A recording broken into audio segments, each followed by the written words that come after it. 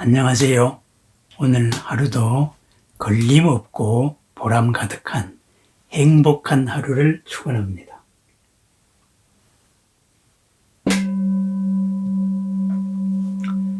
생각하고 살아야 합니다. 생각하고 살지 않으면 생각당하고 삽니다. 생각당하고 산다는 것은 무엇일까요? 남의 생각대로 내가 사라지는 겁니다. 그것은 내가 사는 삶이 아니고 사라지는 삶입니다.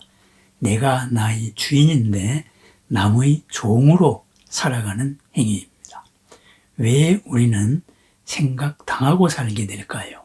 바로 상대방이 나의 생각을 이용하기 때문입니다.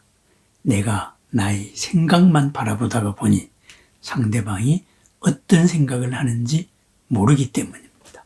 나의 생각으로 상대방을 규정했을 때 바로 생각당하게 사는, 생각당하고 사는, 그리고 내가 나의 주인임을 포기하는 남의 종살이가 시작됩니다. 종살이의 결과는 괴로움입니다. 부처님께서 피하라고 하셨던, 벗어나라고 하였던 그런 올가미소의 삶이다. 바로 그런 말입니다. 그렇습니다. 우리가 너무나 많이 읽는, 그죠? 많이 읽어본 유명한 삼국지의 적벽대전의 한 장면을 생각해 봅니다. 조조가 수십만의 군대를 이끌고 이제 쳐들어왔습니다. 장강, 양자강을 사이에 두고 조조의 대군과 오나라와 그리고 한나라의 군사가 맞붙었습니다. 그럴 때 바로 제갈공명, 유비, 그리고 주유, 송건 이 연합군은 저 막강한 함대를 깨트려야 됐습니다. 깨트릴 방법은 화공밖에 없습니다. 불을 질러야 됩니다. 그리하 해서 여러 가지 계책을 쓰게 됩니다. 먼저 천하의 인재라고 말하는 방통을 보냅니다. 그렇습니다. 방통이 강을 건너왔다는 그 소리를 들은 조조는 환호했습니다.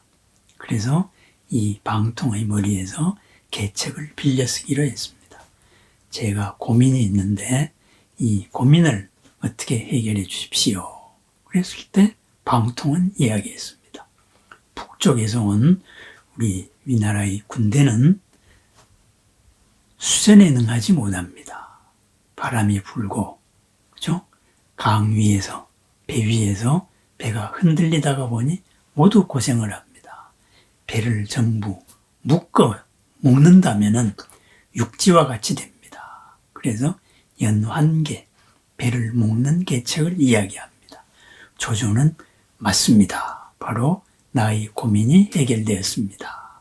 이렇게 하고 그 연환계를 실시합니다. 그랬을 때 주변에서 말립니다. 연안계를 실시했을 때 만약에 화공이 오면은 우리는 속수무책으로 당합니다. 그랬습니다. 조조가 말합니다. 내가 어찌 그걸 생각 못했겠는가?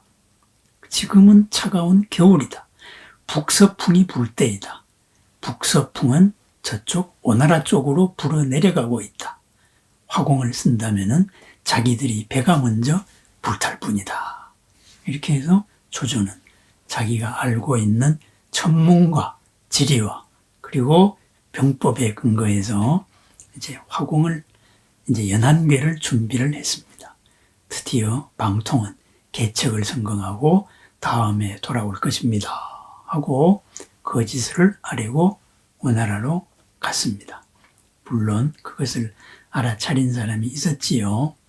그렇습니다. 그 다음에는 이 화공을 실시하기 위해서 이제 거짓 항복을 보내야 됩니다. 주유가 고육계를 씁니다. 고육계, 그죠? 스스로를 괴롭게 해가지고 상대를 믿게 만들어서 속이는 겁니다. 오나라의 충신이고 노장인 황계를 매질을 합니다. 내 말을 안 듣는다. 어린 주유가 참으로 혹독하게 매질을 합니다. 모욕을 줍니다. 그랬을 때 그 모욕을 받은 황계가 바로 밀서를 보냅니다. 내가 이러이러한 모욕을 당했습니다. 언제 제가 승상의 군대로 투항을 하겠습니다.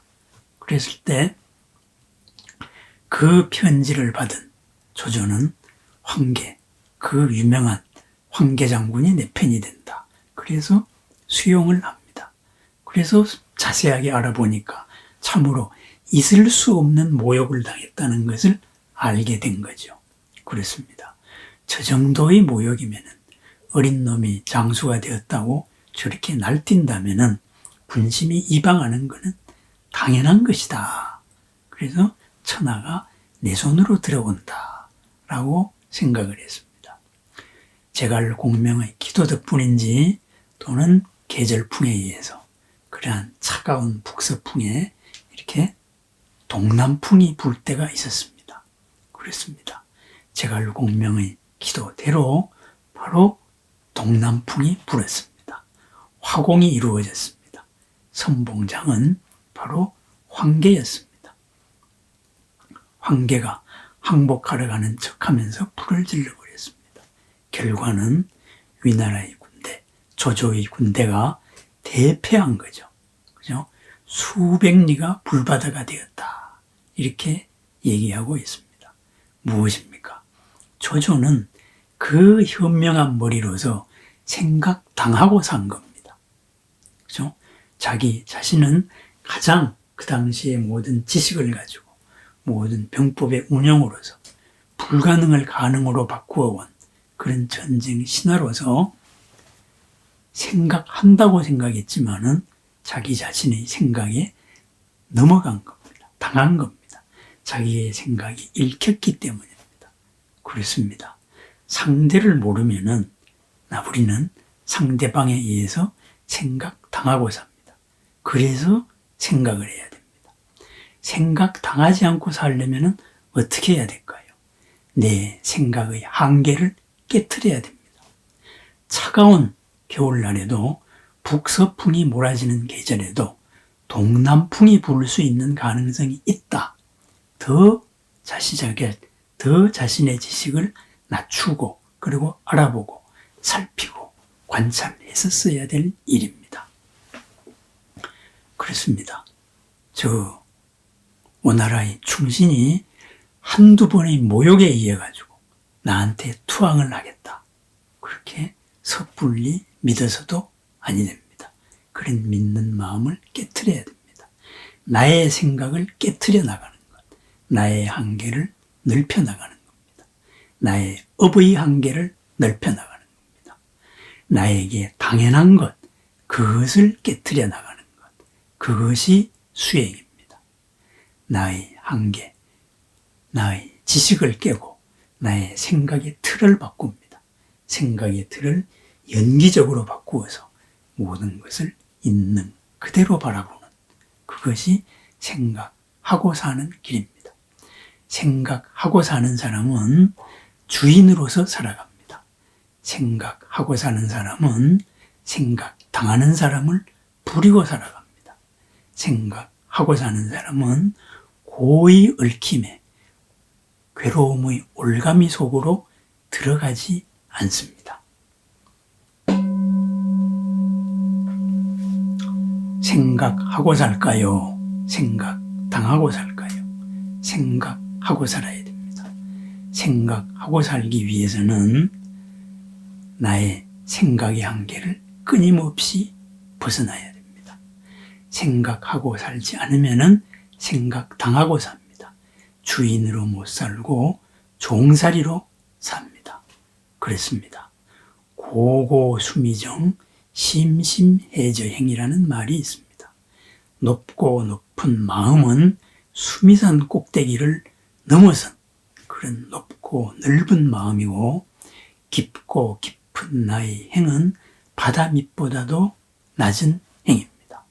이러한 뜻과 이러한 삶을 가진 사람, 바로 천마도 부처님 눈으로도 그 마음을 볼 수가 없다라고 말했습니다. 그렇습니다. 생각하고 사는 사람, 언제나 커지는 삶입니다. 언제나 자신의 유리벽을 깨트려 나가는 사람입니다. 아침보다 저녁이 더 크고 어제보다 오늘이 더 보람 가득한 삶입니다. 생각당하지 않고 생각하고 사는 하루를 축원합니다. 생각하고 사는 주인의 삶, 업의 주인된 삶, 내 전체의 주인된 삶을 축원합니다. 감사합니다.